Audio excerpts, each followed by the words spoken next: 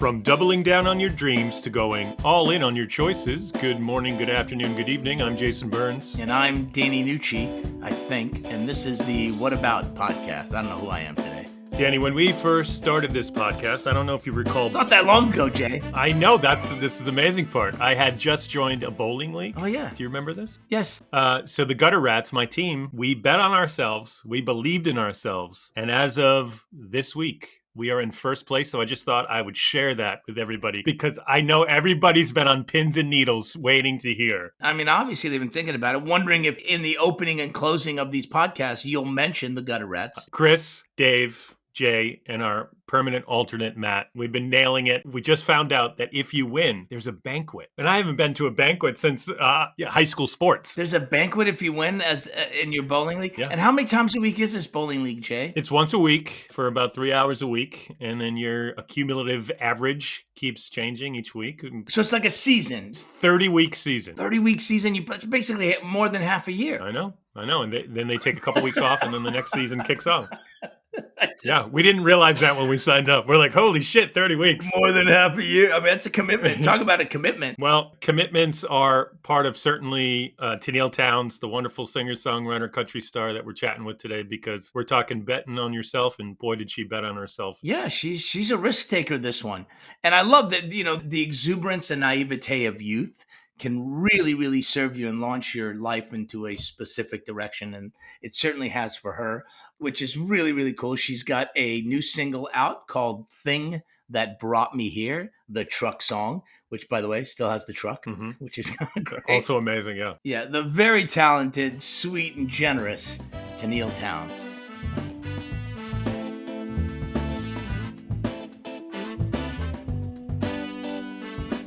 Tenille Townes, thank you so much for joining us. Thanks so much for having me. How's everybody doing? Where are you, Tenille Townes, at this moment? At this moment, I'm in Nashville at my house. Got a write later this morning and hanging with my dog. It's a good day. Speaking of the dog, I have to bring the dog up. Wait, you have to bring the dog up? Anybody who listens, Tenille, knows that I'm a dog-obsessed person.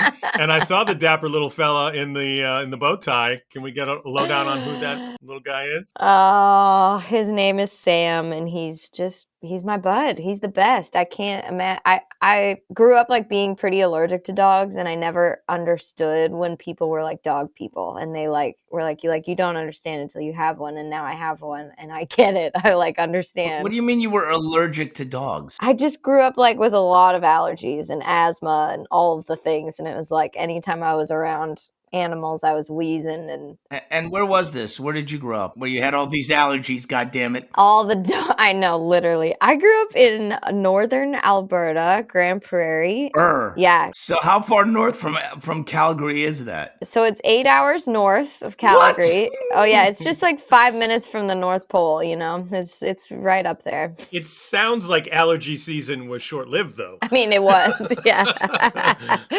The winters were not, though, but... Is Sam Canadian as well? Sam is not. Sam is a pandemic pet, and so I found him on Pet Finder, and he was at this little shelter in Illinois, so I took a road trip up and picked him up. No wonder you became a songwriter. You had nothing to do up there. Jesus. I mean, literally, that happens a lot. We've got a lot of incredible writers up there. People who play a lot of music, and I think it brings out a sense of resilience. And oh my gosh, let me see your pet. This isn't my dog, but I'm always on Pet Finder, and so this is his ears are like this. It's like a little. It's like oh a little my beret. Gosh, how sweet is that dog? So I have 3 now, and so you might have 4. You might have 4 now. Much to the anger of my wife. Dogs are the best. I love that you love them. So did you start writing as a kid, or how did it happen? Did you have instruments in the house? How did the journey begin? Well, so I grew up listening to whatever was playing through the speakers, like driving around in the back seat as a kid. It was just like whoever was driving was in control of what I was listening to, and those are the rules. It was the rules. Well, I assume it was your parents, but I don't want to make any jumps here. It was my parents, yeah, and my grandparents, and so I listened to a lot of different things. With my grandparents, it was a lot of like Dolly Parton and Elvis, and with my dad, it was like U2 and Fleetwood Mac, and with my mom, it was almost exclusively Shania Twain, and we would we'd drive around, and I always just loved to sing. And I started like, I think I asked my mom for singing lessons when I was like 5 years old. And then I just started playing around in my hometown, and I asked I think it was my 14th birthday, my grandparents bought me my first guitar, and that to me was just like, that was the ticket. It was like, okay. Did you take formal lessons in either vocals and guitar? I did take singing lessons and then I did lots of like theater things. I sang the anthem at all our local hockey games. I sang at every local rodeo, like everything that needed music. I was like, because that's what they have there. Rodeos and hockey. That's correct. We have a lot of all of those things. We have a lot of pancake breakfasts. We've got a lot of great local events. I grew up in a community that definitely like wrapped their arms around each other. But I remember, I think I was 10 years old. I was coming home from school, and I heard an interview on the radio station on the school bus with this guy named Ken Truen, and he was talking about the country festival that he puts on every summer. And they were announcing the lineup on the radio station. And I was like, And so I get home from school, and I went and got the phone book out of our little cabinet, and I looked up Ken Truen's name. You're dating yourself, Tenille, with the phone book. I know. I really am. I know I really am dating myself, but I don't care. Anyways, I look up his name, and I called him, and I took the cordless phone to my room, and I called him, and he was like, "Hello, this is Ken Truen." And I was like, 10-year-old me was like, "Hi, my name is Tenille. I'm a singer in Grand Prairie, and I heard about your festival, and I'd really like to come and play it." And he laughed on the other end of the phone. He was like, "I've actually heard your name because I go to the hockey games and I hear you sing, and maybe we might need someone to sing on Canada at the festival. Would you be interested?" And I was like, this is the best day of my life. I come upstairs to the kitchen. My parents were like, what, who are you talking to? I was like, I called Ken Truen, and I'm going to sing on Canada at the festival. And then I did that. And the following summer, he offered me my very first full band gig, and I played 45 minutes on the festival the following summer. And that was my first gig. What was the track list? What did you get? Would you just all country covers? All country covers, yes. Oh, it was so fun. I loved every second of it. Do you remember what some of the artists were that you were covering? I mean, obviously Shania. Some Shania. Sure. I sang some Martina McBride, some Keith Urban, some Faith Hill. What else was I? You were your own agent back then. Look at that. You were booking your own gigs at 10 years old. That's awesome. I mean, I just wanted to sing. I loved how it made people feel happy. And anyway, so that was my first gig. But then my grandparents, when they got me my first guitar a few years later, that to me was the ticket to songwriting. And I figured out a couple chords that worked together, and that it was pairing with some of the things I'd been journaling about in my notebook. And then I started writing songs and really falling in love with that. And to me, that's when I started seeing it for real. I was like, I'm going to do this. I want to be able to tell stories and travel around and play them for people. Well, I was not familiar, admittedly, with your music until Thing That Brought Me Here. And I fell in love with your songwriting. Nice. And just how you fell in love with songwriting. I went to the gym. I was on the elliptical. I went through the whole catalog. It actually got me through a longer workout than I expected, which is good. That's great news. Wow. That's so good. So what was the catalyst for, I want to talk about this song because it does seem so much about going back to what you were just talking about, making that first phone call on your own. It's like taking chances on yourself. The song seems like if you didn't get in the truck and go, you might be in a different place than where you are now. Yeah, I think so. I think very much so. I mean, I grew up believing, like, my parents thought the phone book was great, but that's because they told me if you want to go do a dream, then you just got to go make it happen. And I watched them very much fiercely do that in their own ways. And so, were they creative people, Tenille? They were creative. Yes. My mom was like, she like decorates things to like 10th degree. And my dad is like an entrepreneur kind of guy who started a business in his garage. And my mom did the books in the kitchen, and that's just, they just kind of made their own thing work from day one. So there's a song right there. I know. Yeah. Was your mom, you said she decorates things. Did she do your outfits in the early days? In the early days. Yes, absolutely. Oh yeah. Was there bedazzling involved?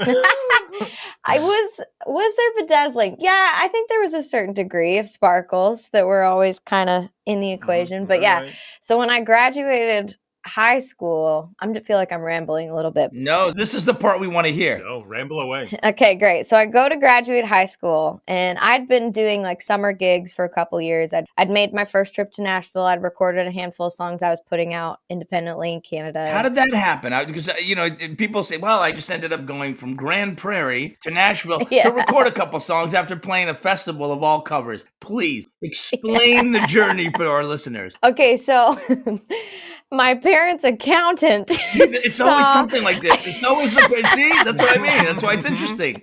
They saw a poster in a hallway in a building that it was for a songwriters conference in a small town that was 2 hours away from my town. And I went to this conference, and it was the first time I ever co-wrote a song with somebody. And I met a bunch of other songwriters around the area that I was from. And, oh, you just must have been just... Oh, I was so excited. It was like... I'm sure. Is Coulter Wall from around you as well? Okay, I'm a big fan of his. He's kind of around. He's Alberta too. Yeah. Yeah, he's amazing. What a voice on that. When I first heard his voice, I said, this guy's got to be 800 years old. Literally. And then he was 18 years old. No, it's so classic. It's so good. But anyways, I go to this, and one of the mentors at this conference was in from Nashville. And so he was like, hey, you should come write songs sometime if you ever wanted to make a trip. How old are you at this point? 14. What are your parents thinking? I don't know about this. Oh, he was such a great mentor and a great friend of my whole family. We all kept in great touch. And anyways, he invited me, and so I came, and my mom brought me, and we went and saw the Grand Ole Opry and the Bluebird Cafe, and I wrote a couple songs, and I was just like, I have to come back here. Like, this is my place. This place is so amazing. It was everything I hoped and dreamed it would be. And I just sort of set my sights on eventually working my way to get back there. What must have been cool, Tenille, I'm sorry to interrupt you, but I'm just trying to imagine you in this small town where maybe not everybody gets what you're doing, and then going to Nashville and everybody's doing what you're doing, and the energy just must have been infectious. Oh, it was. And everyone's so good. I was like, I got to go home and practice. I got to work way harder. Like, I got work to do is how I felt. Let me ask you this, if I may. Did they recognize your penchant for great choruses then? That is one thing that you have, girl. You write a big chorus. Thank you. And I'm wondering if at 14 you were writing big choruses, because I can imagine somebody going, well, hold on, what's the hook? Oh yeah, man, you're writing with us. Yeah, maybe so. I definitely had ideas. I had things I wanted to say, and I feel like most of the songs that I was writing at 14 were entirely terrible, but there was always a little bit of heart in there that I think is what I've kept growing on. But anyways, so I make this trip. I made a couple trips back and forth as much as my parents would let me skip school. And then it comes to the point where I'm graduating, and, my parents had always been like, you talked about the college route and that whole thing. And so to me, my dad was a big believer in Malcolm Gladwell's 10,000 hours. And so I said, okay, I literally sat them down at the table, and I made a pitch presentation of why I wasn't going to go to college and how I was going to hit the road instead. And so, like, I'm not going to McGill. I'm not going to freeze in Montreal. I'm not going to freeze in Montreal. I'm not going to Toronto. I'm not going to Vancouver. Like, I need to hit the road. Like, I'm going to be serious about this music thing, and I got to get my 10,000 hours working at it, and I have to just dive in. You turned his own love against him. I did. Oh, I know. I knew I was very strategic in that. And so I put this school tour together where I was trying to think where I could find an automatic audience to like get some experience on the road. And the only place I could think about was like school gymnasiums. So I went in the motorhome, and I spent 32 weeks driving across Canada playing for middle schools and high schools. Hold on. Pump the brakes. Who is booking this, and how wait, because I want to who is booking this, and how is this happening? Because okay. I love it, but basically what I'm making up is that you're 17, 18 years old, and you're getting in a camper, and you've got a tour of gymnasiums set up. You're going from this school to this school to this school. Who is setting this up? How is this happening? Well, I started it, so I set up an email account. Of course you did. What a dumb question. Of course you did. I set up an email account and I started emailing school boards and like trying to figure out people that would maybe book me. As yourself, or were you playing a character? I can't remember. I think I might have put a different name, and then once it started, I got a few of them going, and we'd done a couple pilot like shows trying it out. Then I brought on this awesome lady from the Alberta Country Music Association, and she helped me book the rest of it from there. But Tenille, there's something more terrifying in performing in front of all peers your same age, judgmental teenagers, than general music lovers. It was terrifying, but honestly, I fell in love with the road so much. Like, I got to meet the best kind of people, and I like the kids at some of these schools would help us load in. We had like color-coded things on all the gear, so we'd load it all in, we'd set it up. We'd do 2 schools a day, 5 days a week. How many pieces were you? There was 3 of us in the band, and then we'd take shifts driving. And 3 of you. How did you? What drums?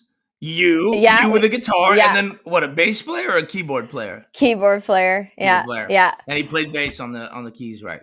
Yeah, and then we held down the keys and all the bass with that, and then so that part of that adventure got me into that circuit where actually I met this group from Grand Manan, New Brunswick that inspired my song called Jersey on the Wall. And so I met this was a little bit after the school tour, but because of that touring, I got introduced to go fly up once I'd moved to Nashville and go meet with this town, and these kids were amazing. Like, I'd seen a lot of schools at this point, but you could just tell the way everyone had each other's back. And the teacher pulled me aside after I'd played that day and told me that there had been a car accident there a few months prior with like 5 kids in the car. No. And one of them, her name was Danielle, and she was the star basketball player, and she just graduated with a full ride scholarship, and she was taken in this fluke wreck. And so I stayed in touch with this community, and I flew back 2 years later to surprise the kids for their high school graduation. And I sat in the gym and like watched Danielle's parents get up there and give their daughter's honorarium scholarship to Zoe, who was also in the car. And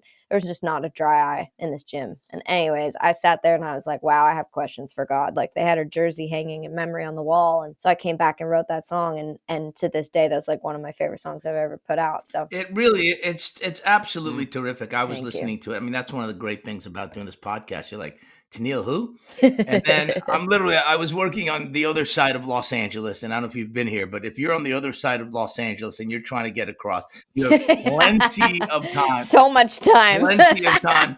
And I'm listening to the record. The first thing that struck me was another fucking chorus, another fucking Jesus Christ. Yes, let's Everything go. is singable. God damn it! Right? That's the first thing that struck me. I love that. And the second thing which struck me was your struggle with faith and keeping it is so thematic in your music, and you're so young. I mean, obviously, this experience you just shared was part of that. But when did you notice it coming? Because you've been writing for a while at this point. When did you notice it seeping into what you were writing? Honestly, my whole life, I've always asked a million questions, and I've always just been like, so how are we all connected, and what is the bigger picture of life? Like, I don't understand this. Like, I was always curious, and I spent time when I first moved to Nashville going to different churches, and I didn't grow up really going to church very much except for weddings and funerals. And I was just kind of like, okay, I need to find my version of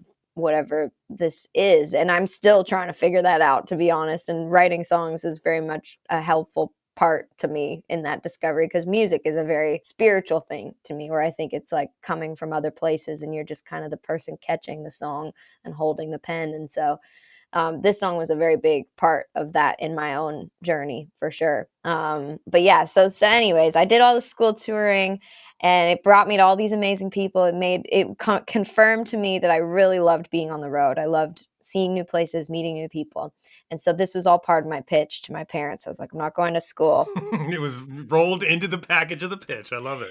Rolled into the pitch. And so after 32 weeks of that school touring, I came back home and I was like, all right, now I have to move to Nashville. Like, this is part 2 of the pitch. And so my dad helped me make the drive, and we drove 47 hours from Grand Prairie, Alberta, all the way to Nashville, Tennessee. And we passed the guard at the border, and he was like, so let me get this straight. Like, you're driving her. She's 19 years old, and you're going to leave her in Nashville.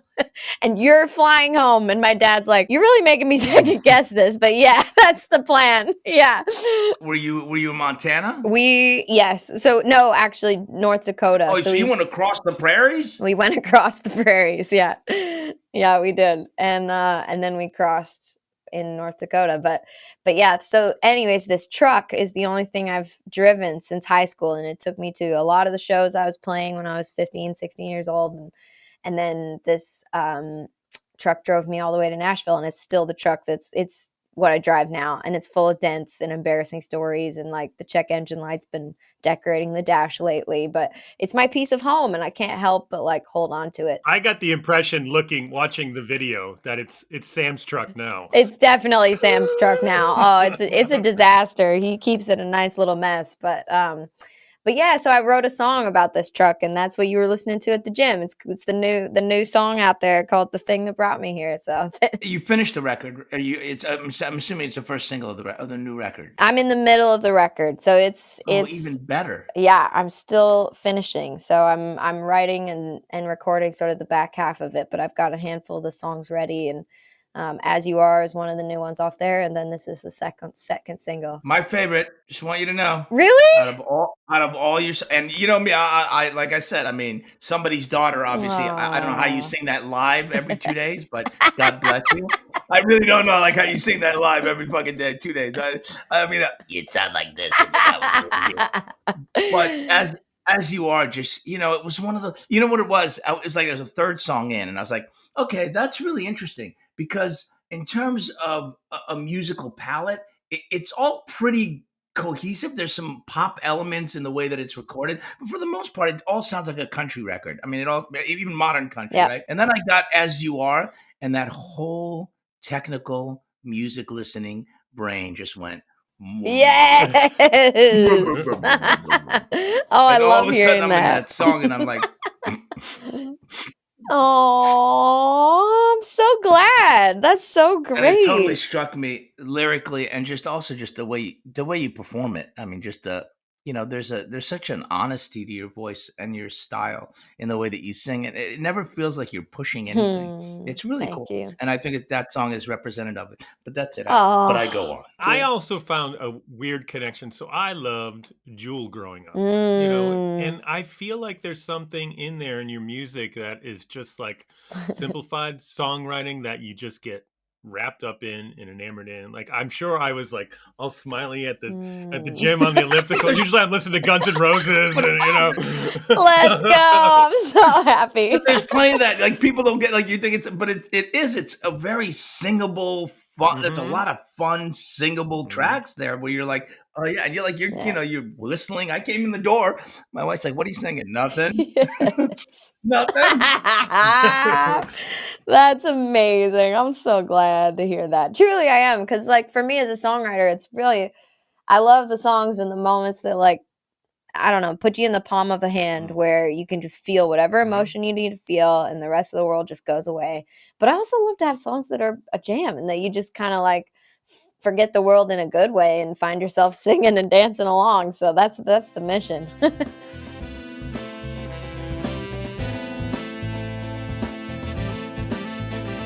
What about betting on yourself?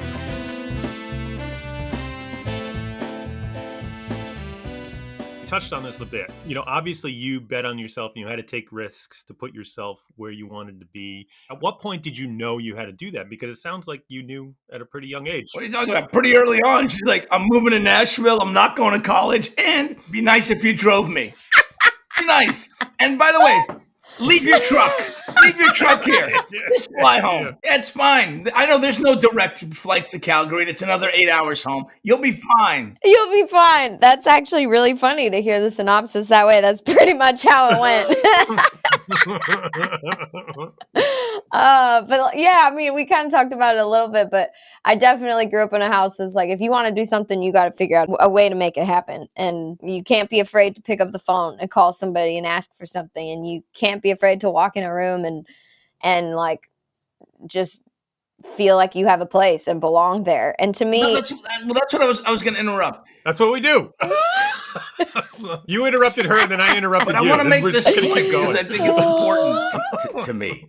It's important, which is you're terrified anyway. You just have to do it. It's how do you do it while feeling like you're fucking your heart's gonna pound out, explode out of your chest.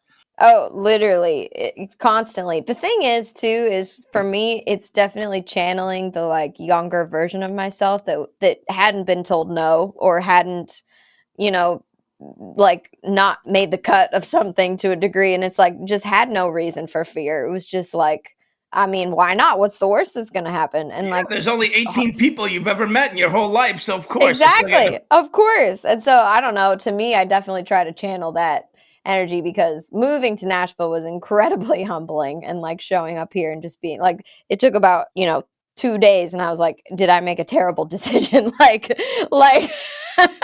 But a year in, you're in Nashville. You've written some songs with some people. You've listened to a lot of people write songs, and you've watched their process of how they write songs. And you're like, I don't have it. Oh, absolutely. If you could just talk a little bit about how you got over that hump and where you found that nobody writes like Tenille Townes. I mean, it was a lot of nights without sleeping, literally just going, am I supposed to be here? And like when they talk about like the mustard seed of like belief or something of like of betting on yourself, to me that feels extremely accurate. Like it's barely there sometimes. Like it's so small, but like you do believe, and that's like to me there was a time when I was in Nashville and I'd been here for probably 4 years or so, and had a couple rough experiences where I was just like, I can make more money at home doing house concerts. Like maybe I should just go back home, and like how do am I really supposed to be taking the shot here? And it's like it just was this small voice inside that's like, you need to stay. Like you got to keep writing songs and try to figure out and make it work. So Did you feel like that stereotypical big fish, small pond, small fish, big pond kind of vibe? Oh yeah. Oh, like immediately. Like my dad and I pulled into town and we went to Guitar Center after we hit the grocery store just to like. I'm sorry. Do you want to talk about that for a minute? Go on. So we go to this guitar store and I'm just like, I mean, everyone in the place was so good. Everyone working there was so good. I just was like, oh my God, I have got to go do the work. But to me, that's also so important in any journey, is like this feeling that's like, you kind of suck right now. Like you have to face that and just dig in. And to me, it made me come home and literally write a million more songs and play harder. And that, I think I found a piece of my voice in that literally sounds entirely different than I used to as a kid. It just changed everything by like really digging in and spending the time. And that's when I started getting calls to like write with people that I only ever dreamed of writing with, or going in to play my songs for publishers. It's like that all changed because of the work I was putting in. And how did that happen though, Tenille? Was it you were doing a showcase and somebody saw you? Was it your music was being sent out? Like what was the nugget of all of a sudden people were calling? Well, it's a little bit everything. I was playing some writers rounds, or you'd write with one person and they'd say, hey, you should meet so and so, and like it kind of circles around if you just keep showing up. But it was also because I relentlessly bugged the representative at ASCAP Music. Like I went for coffee with a Canadian who lived here, who was a writer, and I was like, how does one do this? Like how do I stay here? How do I figure this out? Because I had no clue. They were like, go meet a representative at one of the PROs. And I was like, what's a PRO? Like, I have no clue. And they're like, like there's ASCAP or BMI, or Canada has SOCAN. It's like, meet with one of those and maybe they'll set you up with some writers or some publishers. And I was like, okay, cool. And so I went in and I figured out my rep at ASCAP was really nice, but like he only was like answering back to my texts and emails if I was at his office. So I just kept going, and I'd like every Jesus, like a horror movie. Oh yeah, it's coming from inside the house. Literally, I was like, well, I haven't heard from him in a minute. I bet if I stop by, so I'd just go every couple months and be like, hey, I got a new song. Hey, I got a new song. And then eventually he passed my songs on to my publisher and another producer where I met the label and started like getting things going. So it all it was very much about me being like pretty persistent and kind of annoying. And resourceful. One of the tenets of betting on yourself is that you have to do research. You have to research things. You And can't quote unquote depend on others. My question to you was just in terms of the topic. At what point did you realize, or was this always just the way that you're made, that there's so many reasons to go, yeah, I can't do it, or it's not, oh, it's them, oh, it's Nashville, oh, it's the music business, oh, these producers only work with these, oh, these songwriters only work with these songs. How did you not fall into the trap of, oh, the system it doesn't allow me to get in there? you know what I think it is? I think I'd like to know. That's why I asked. I'm trying to like figure out how to articulate this, but to me, because don't get me wrong, those voices in my head are so loud, even still to this day. Like I feel like I'm like, okay, like how do I make the next step of this level of this thing that I'm on? Like I'm still battling all of those doubts and like things in my head constantly. But I think what it is for me, and I try to remind myself of this when I'm feeling like I'm struggling, is like my love for music is so much bigger than my fear of it ever being good enough. And like I find so much joy and so much like it's the only thing that like makes me feel alive in that kind of way. And like if it means I'm literally going to play a festival set of covers for the rest of my life and like 2 people are going to watch, I'll figure it out because I just love it too much to not. Here are the 2 people right here. 1, 2. We got Danny and I are in the Jury's in. You're better than good enough. Jury's in. Yes. Well, thank you. But I Thank understand you. that you reach certain plateaus and you're like, can I maintain it? Can I grow from here? Can I maintain it? Can I grow from here? Can I grow from here? Right. And also as a songwriter, there's a certain, and I hate to make it sound all esoteric and weird, but there's a certain kind of, I don't know, maybe it's going to come, maybe it won't. I don't know. Maybe today something's good is going to happen. Maybe it isn't. Am I going to be recognized? Am I going to be able to recognize when it's good? I don't, so there's a certain, like, I don't have any control Yeah. over it to a certain degree that is scary, that it requires a certain amount of faith, which you've been struggling with, Yeah. or at least contemplating. I shouldn't say struggling with, contemplating, curious, exploring. Yes, absolutely. And it definitely requires belief in yourself more and in what you're doing when it seems like you're kind of crazy to have that, And I don't know. I think I'm just a certain level of crazy or something. But I think you have to be. I think part of it is damn the torpedoes. I mean, if you're going to do something, it's damn. That's what you're betting on. Is all right. Damn the torpedoes. That's right. I mean, I did it. I was 17. I didn't want to go to college. Right. And I'd worked a little bit, and my parents were like, and everybody around was like, "Hey, what are you going to do?" I'm like, I don't know. I think I'm going to be an actor." They're like, "You what?" Yeah, I think I'm just going to do this. But you should go to college. Have something to fall back on. Nah. I had once received advice that if you have something to fall back on, you will always fall back on it because it's the safest bet. I don't know. I'd like a skill. I'd love to be able to. I know. I'm like, I want to know how to. A skill or a trade. That'd be nice. I'd like a skill or a trade. We recently interviewed Kenny Wayne Shepherd, and he's like showing these amazing cabinets he built behind him as we're talking to him, and we're like, "Man, come on, That'd be nice. You can't be fantastic at guitar and singing, and then also build cabinets. Also build cabinets. Yeah, that doesn't seem fair. So, Tenille, is part of betting on yourself, and it sounds like you haven't received a lot of pushback on your career in your life, but also a hey, I'll show you vibe. Like you say I can't do it, I'm going to go out and I'm going to double down on myself, and I'm going to show you and everybody else who doubted me.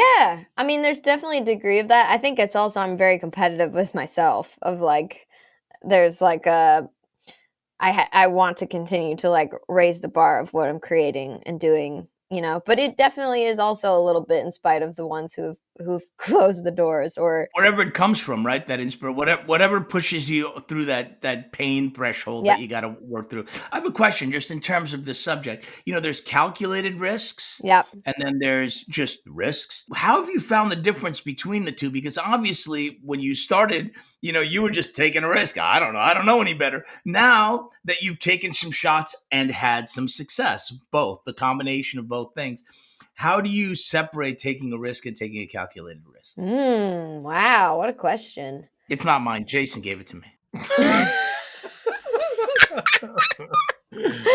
I mean, I think there's certain risks where I don't know how to answer this. I mean, I think when it comes to making art, a little bit of like feeling like that shouldn't have to be as calculated. Like the music is going to just sort of take me where I need to go. And I think that involves intention. Like I want to be smart about what kind of song am I creating, and I do want it to have a place to live in the world, and like those kind of things. Like there's a slight calculation, but with art it's mostly just risk. An example would be something like, okay, you know what, I'm going to be the opening act for this thing, and it's safe and it's easy, and I'm going to find a new audience, and it's going to be great, as opposed to I'm going to launch on this tour that's my own thing that may or may not be as safe.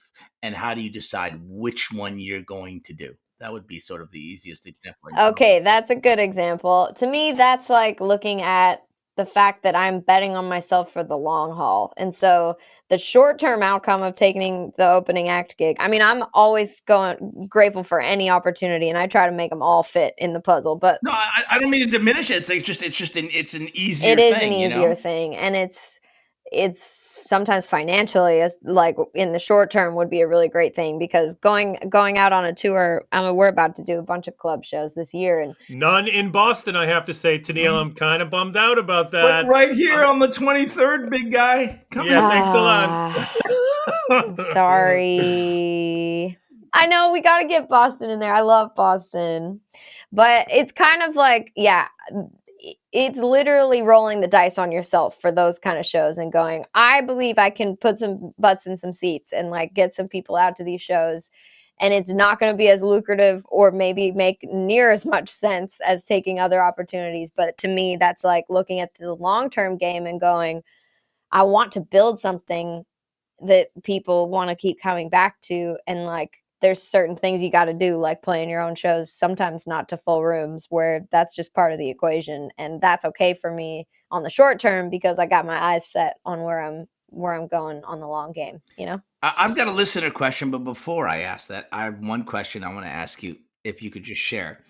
Do you remember the first time that you're on stage? It's a hot show. I mean, you feel it cooking, and you're listening to the entire audience sing your chorus for the first time right back at you. Could you just talk a little bit about what that experience was like? Oh my, it's the most beautiful sound, truly.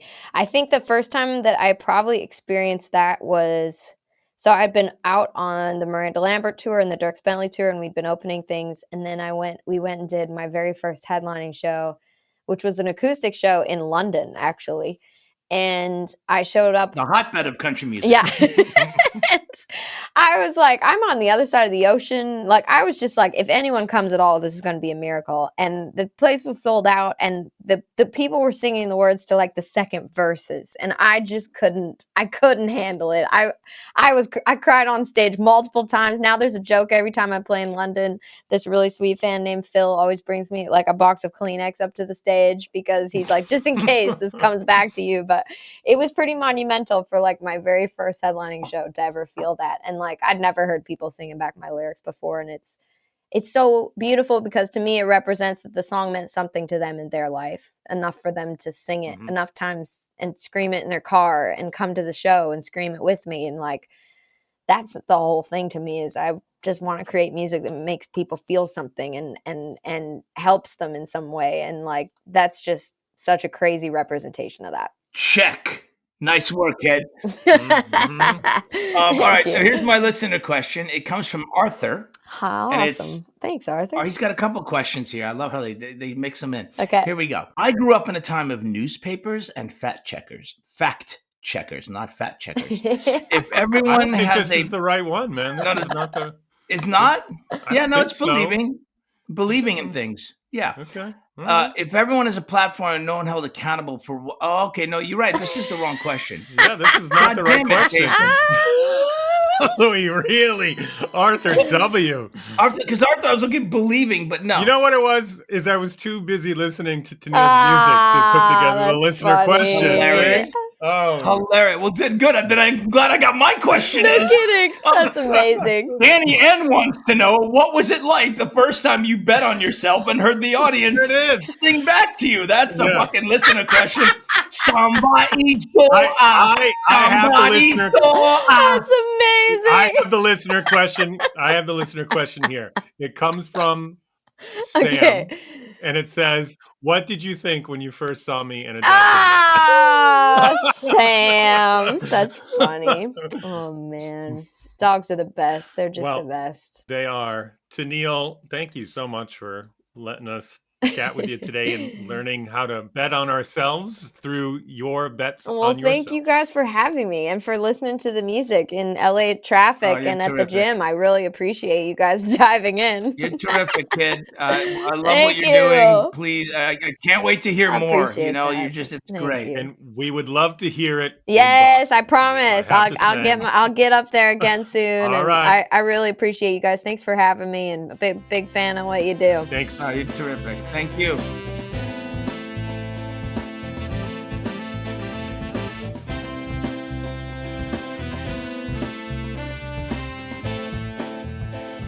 Oh man, she was so cool, generous with her stories and telling us, answering our questions. I mean, not that most people aren't, but she was particularly generous and forthcoming. I really appreciate it. I got to listen to her for a while. I shared with my wife that she is my new Hollywood crush, even new Nashville crush, I guess you have to say. Easy on the eyes, this kid. Well, and I love a woman who can sing and write and all this stuff. And literally, her songwriting just pulled me in. That song is just something. Okay, first of all, did we talk enough about her voice? I mean, I think I made a comment about the fact that she's got a big chorus in Yeah. Somebody's Daughter to sing, but what a voice! I couldn't go too far off the compliment train because I think I would have just kept going and came off kind of creepy. So And gushed. creepy. Well, creepy. Did I go too far? we didn't. Because I was pretty impressed with her. I have to say. And you know me, not a country music Nope. guy. I mean, other Yep. than the occasional George Jones and maybe Jason Isbell and Yeah.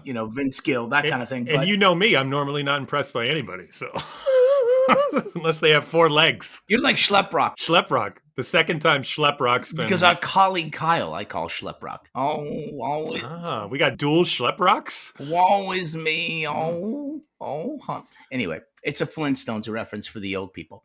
But this was great. Thank you all for listening. Music by Denny Nucci.